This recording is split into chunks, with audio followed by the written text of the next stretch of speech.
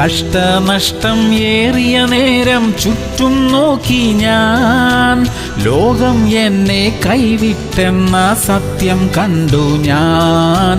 യേശു നല്ലവൻ.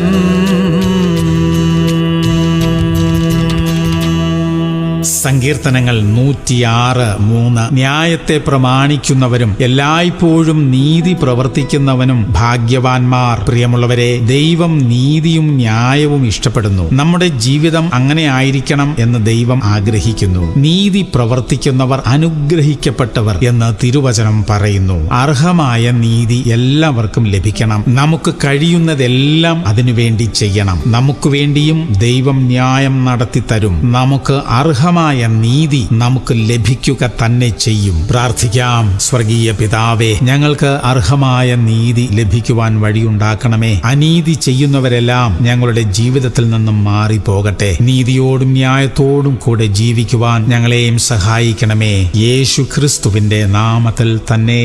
ആമേൻ, ആമേൻ, ആമേൻ.